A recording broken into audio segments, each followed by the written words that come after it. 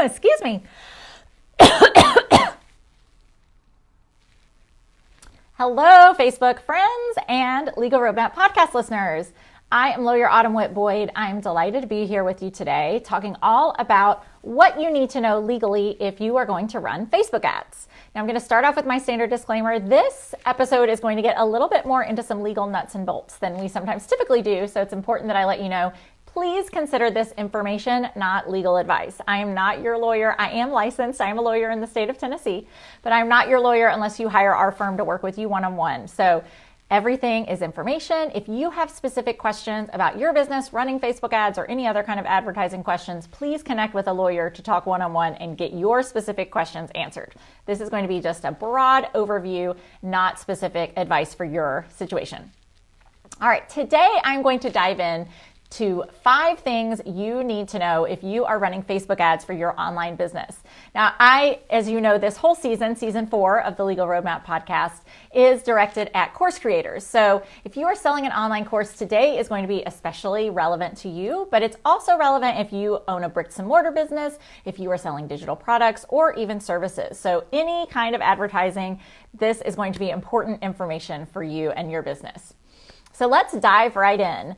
The first thing I want to mention, just as kind of an overview comment, is that anytime you are advertising, whether it's on Facebook, whether it's on Google, whether it's sending out a mailer in the mail, putting up a billboard, putting something on TV, all kinds of different advertising avenues, you now, congratulations, are subject to all kinds of federal, state, and local advertising rules. So as I mentioned, this is going to be a broad overview that's going to give you some things that you need to think about and look into if you are using Facebook ads specifically. And I should mention, Facebook and Instagram are owned by the same parent company. So if you're running Instagram ads, it's similar rules apply. So if I use the word Facebook, kind of assume that I'm talking about Instagram as well, because the same parent company owns those and you are running ads through the same online platform.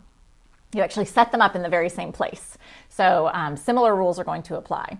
But no matter whether you're using social media ads or advertising in another medium, lots and lots of new rules apply. So if your business has gotten to the point where you are starting to advertise, just be aware that you need to take this seriously, because there could be some pretty big fines and penalties if you are advertising the wrong way. So that is your heads up. This is definitely kind of a more advanced topic, and one where a lot of my clients, this is an area where they will get one-on-one help. This is something that it can be tricky to figure out on your own. So definitely want to be careful in this area.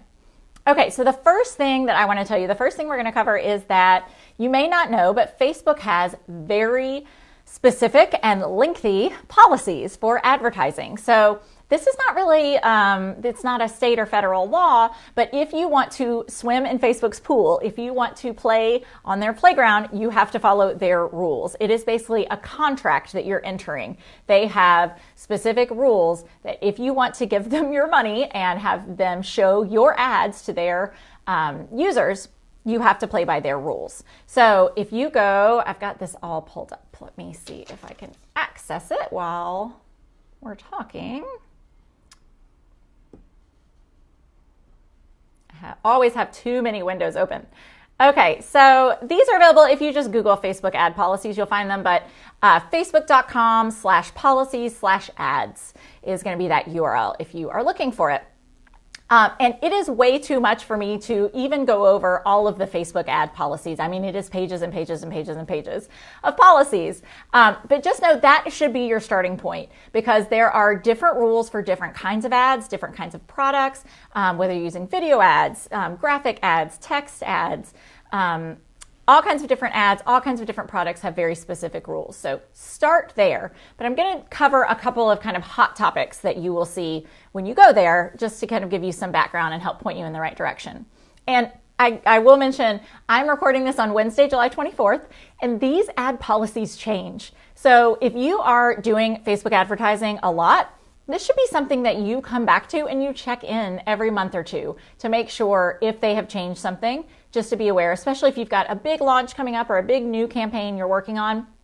You might want to take a look and just make sure that Facebook hasn't changed the rules on you, because you won't always get a notice if there's been a big change. So the first thing is Facebook has rules about certain kinds of content that is totally prohibited, that you are not allowed to advertise about at all. There's actually 30 categories of things that you are not allowed to advertise about. So again, it's way too much for me to go into on this podcast episode, but a couple of high points that I will mention, and that is going to be if you are trying to advertise tobacco products, if you're trying to advertise about drugs, whether prescription or especially illegal drugs, that is just kind of a no-go. That is absolutely not allowed. Health supplements, weapons, if you've got adult products or services, there are certain things that are allowed, certain things that are not allowed. So you definitely are going to want to check that list if your product or service falls into any of those categories, or if you were planning on using ads containing any of those kinds of things, you are definitely going to want to check the list of prohibited content.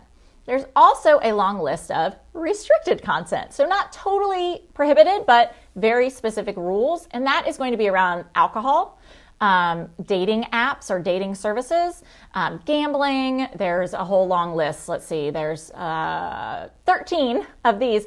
Weight loss products are another thing on their restricted list. So again, if you fall into any of those categories, you just want to be sure that you check to make sure that you are following Facebook's rules before you spend a lot of time, energy, money, either hiring a graphic designer, working on your copy, putting together an ad campaign, and then find out that it's disapproved by Facebook because you have violated their rules.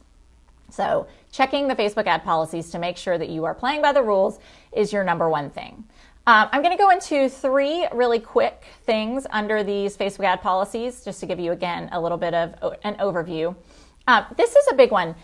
Facebook does not like ads that focus on personal attributes. So this is kind of hard to explain other than by examples. So if you have text in your ad or on your graphic that refers to someone's race, gender, sexual orientation, religion, age, financial status, they have a whole list of things that they don't really want you focusing on in your ads. So an example that they gave is if you have an ad, meet other Black singles, that is not okay, or meet other seniors. That is not okay. Facebook has decided that they don't want you targeting people that way in your ad copy. Now, of course, when you're choosing who you want to see your ads, you can do some of your targeting that way in your audiences once you're setting up your ads kind of on the back end. But they don't want for you to be actually putting that into your graphics, your text, your copy, your headlines, all of that stuff. So be careful about that. Personal attributes is what they call those. The next category is sexually suggestive. So if you were planning on using a really sexy image of, 2 people in bed together, or someone, a man, and you can only see his abs, or a woman and all you can see is her cleavage, or she's in a very sexual position, you want to be aware that that is generally prohibited, that Facebook just does not want to be showing those things in people's news feeds. And so either using sexually suggestive language or images in your ads, those are generally going to be kicked out. So know that that is an issue. And then the next thing I wanted to mention is if you are in an area where you have products or services that are not appropriate for young children. So alcohol would be one, because you are legally in the United States anyway, not allowed to purchase alcohol until you're 21 years old. If you are trying to target ads for an alcohol product to 13-year-olds, Facebook is not going to like that. So you have to be consistent with who you're targeting, with the age limits or the appropriateness level of your products or services. So just be aware of that. The last thing I wanted to mention is Facebook is very protective of its own brand, its own intellectual property and trademarks. So if you are planning on using the word Facebook or the Facebook logo or anything about Facebook in your ad, let's say you teach a course about how to run Facebook ads or how to use Facebook to build a business. There's very specific rules about how you can abbreviate Facebook, how you can use their logo. So just make sure you double check that if that is going to be involved in any of your ads. Many, many, many rules, too many to cover. All right, the second thing that I wanted to go into that you need to know about if you're running Facebook ads is that Facebook will actually have a human being review all of your ads. I think some of this is also done by an algorithm, but I think they do also have humans involved in the review process. So when you set up your ads in the back end of Facebook, and you hit publish, they don't just go live. Facebook will actually review them to make sure that you are following all of their rules. And they will not just check your ad, your image or video. They will also check the landing page that your ad is sending people to. So Facebook ads can't just live on Facebook and not go anywhere. You have to include a URL or a website that you're sending people to. And so Facebook will check to see, does that landing page or does whatever website that you're sending people to, does it match the ad? So if you're talking about a weight loss product, but you're sending people to a site about dating or about parenting or something else totally unrelated, cooking, they're going to find that that's a mismatch. And I think Facebook is really focused on the user experience. And so they're wanting to make sure that their customers, their users, are, if you click on an ad about weight loss, that you're not going to get something totally unrelated, something political or something, totally crazy. So you need to make sure that if your ad talks about something, that your landing page matches that. There are also rules about what kinds of images you can use, as I mentioned, and about if you are putting a graphic in your ad, and it's not just a photograph or a cartoon or something. If there are words on the graphic, there are rules. It's not a black and white, 10% or there's no specific magic percentage. But there is a tool within Facebook that you can check how much of your image is text. Because again, Facebook does not like to show ads that are mostly text in an image. They want people to see actual images because that's what we like to see in our newsfeed. And people are going to get annoyed if the newsfeed turns into just a stream of text. So again, from the user experience, your ads are going to perform better if it's more of an image versus a bunch of text. And if it's too much text, it won't be approved, but it also might be approved, but Facebook just won't show it to many people. So that can be another issue. If you find that you have set up an ad, but it's not getting the views that you expected it to get, it's not getting the reach, that could be an issue. You might want to take a look at your graphic or your video and see if it's really text heavy. That may be the issue. But the most important thing that Facebook will look at, and I have had clients come to me with this as an issue, is if you do not have a privacy policy on the landing page that you're sending people to, Facebook could use that as a reason to reject your ad. So if you are sending people to a website that has no privacy policy, just be aware that that may mean your Facebook ads are not going to run. So having a privacy policy on your website, it's a legal requirement anyway. It's required by California law. And if you are trying to reach anyone in the EU or just are reaching anyone in the EU, whether you're trying to or not, you have to have a privacy policy on your website. It is required by law. And Facebook will enforce that requirement by not running your ads if you are not complying. So I'll give a little plug for our contract template store. If you do not have a privacy policy and you need one, go get one today. It will take you 20 minutes to fill in. It is super easy. And your Facebook ads can be up and running very quickly. That's on our website, awbfirm.com. You just click on the contract templates button. That will get you all set up, but that is 100% required. And like I said, there are people at Facebook that are actually clicking through and checking, or there's a computer, one way or the other, but they are checking, is your landing page set up the right way with a privacy policy? The other thing is the landing page that you send people to has to actually be functional. You can't just make up a URL. I don't know why you'd want to, because hopefully you're trying to accomplish something with your Facebook ads.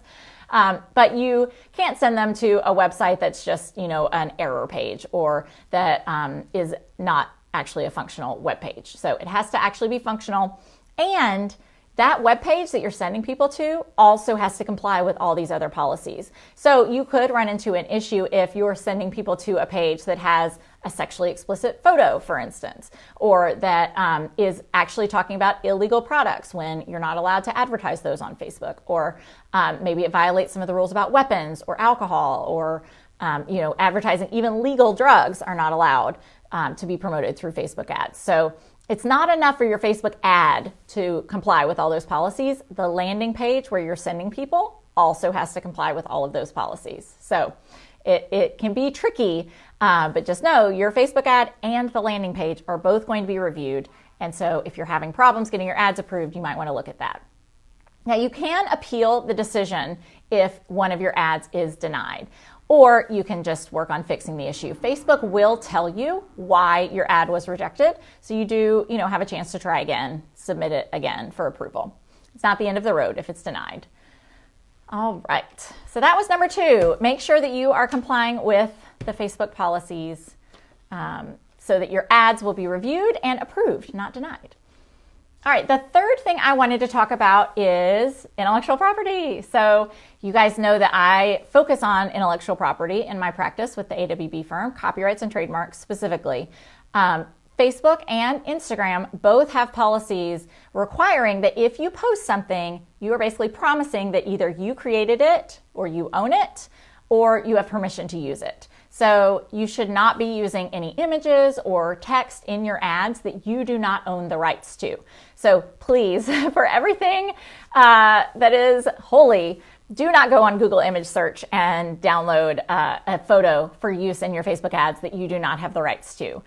Because if someone reports that and you are found to be violating someone else's intellectual property, you could lose your Facebook ad privileges if you are violating other people's intellectual property rights. You are only allowed to use things that you either own, that you created, or that you paid somebody to create and your business owns, or that you have permission to use. So you can go on a stock photography site and get an image if you can get a license to use it, but you cannot use other people's stuff. The same thing is true for music, using film clips that don't belong to you in your ads. Stay away from all of that. It's going to violate the Facebook and Instagram policies.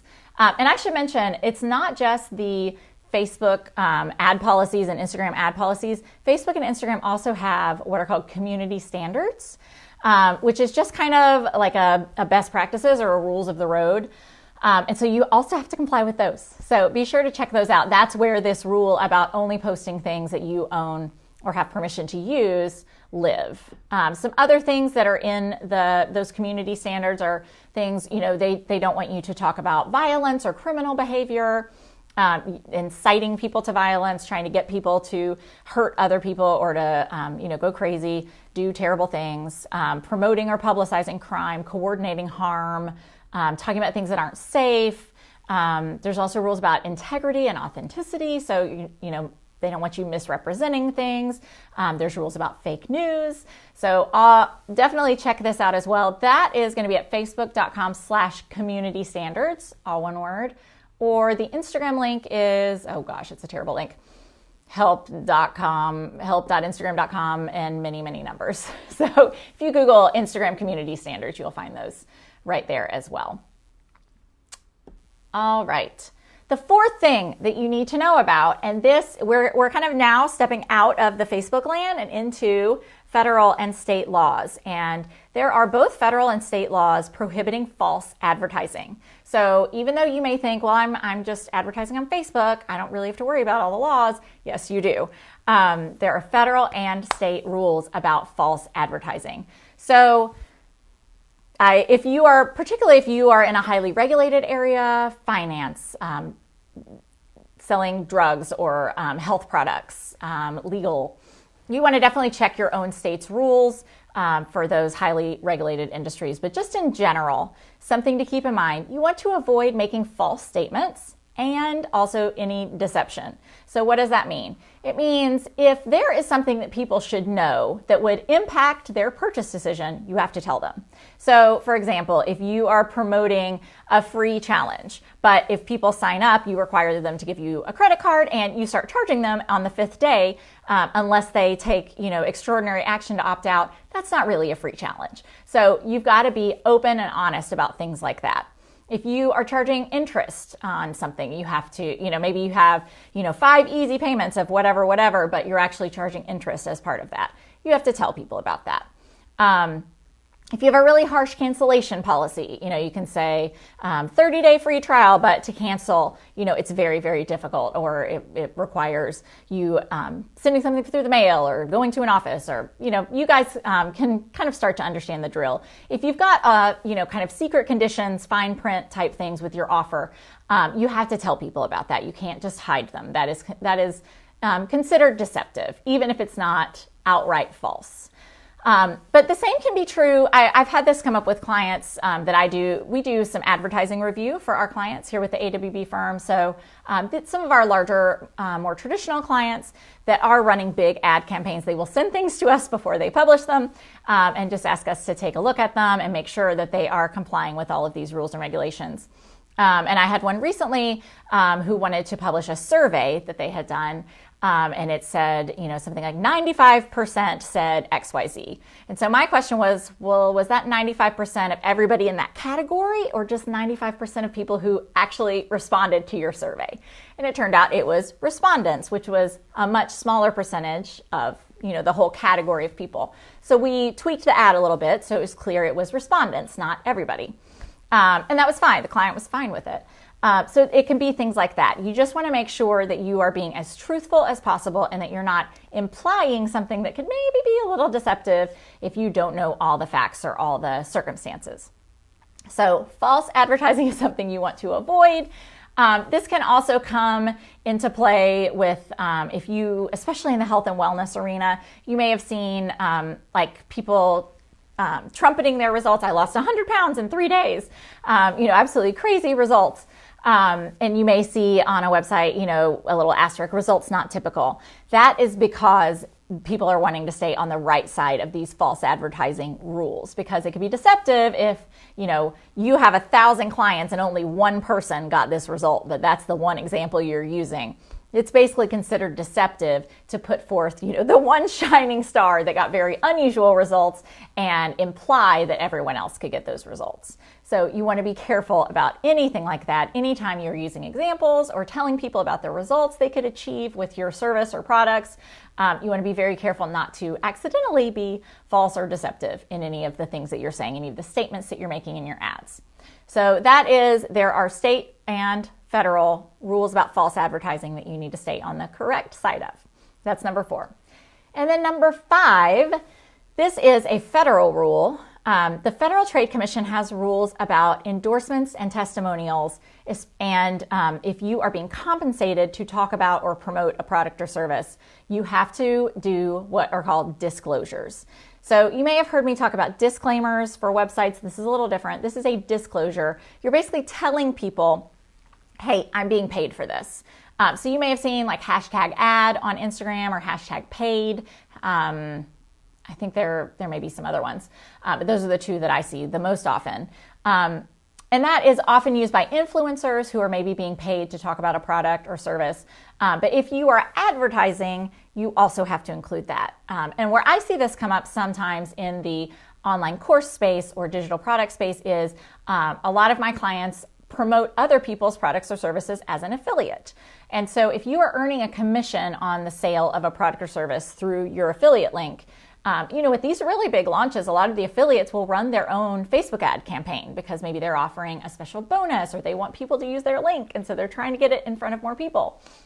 You have to disclose in that ad, in your Facebook ad, that you are an affiliate, that you are being paid for recommending the product or service. And you can include like just the short little, hashtag ad, hashtag paid, hashtag sponsored is another one that I remembered. In the ad, and then, have a little bit more information on the page that they click through to, where it says something like, I am an affiliate for this program, but I only recommend services and products that I've tried myself and I think are great, or something like that. I would only recommend something that I have personal experience with or that I know will get the promised results. So something like that, you could use to still be totally honest, but kind of soften the fact that you are admitting that you have been paid. And the reason we have these rules, the Federal Trade Commission has decided, and there's federal laws and rules on this, is that the federal government has decided they want customers to know if someone has been paid, because that could alter how you're talking about something. If I'm paid to advertise something, I might be a little more enthusiastic, or I might, hopefully no one would just lie. But, I think it is important context when you're making a buying decision and you're relying on someone else's recommendation to know if they've been paid or not. I think that's pretty understandable. All right, so that was number 5, our with disclosures for any kind of affiliate revenue, or if you've gotten free products and you're just talking about them. Any of that have to be disclosed. The same is true if you're using endorsements or testimonials in your ads. You might want to include, were they paid to give you an endorsement? Or you might want to say, this person has not been paid to give me an endorsement or to give me a testimonial. This is just their honest feedback. So either way, you might want to include that. Especially if they've been paid, you definitely need to include that. All right, so those are my 5 things that you need to know if you are running Facebook ads. I hope this was helpful. I want you to definitely tune in next week because we're going to be continuing the Facebook ads conversation with my friend Rick Mulready. I did an interview with him and he shares a lot about behind the scenes in his business, how he's built it, some of his legal lessons learned. He was really open and honest, which I really appreciated. And he also gave some good tips for if you're running your own Facebook ads and how he has seen legal interact with his clients and himself when running Facebook ads. So you are not going to want to miss that episode. That is next week. If you're watching this Facebook Live, we've got a little delay. So it's going to be episode 103 going live September 9th. So tune in for that. And I will see you guys again soon. Have a great week.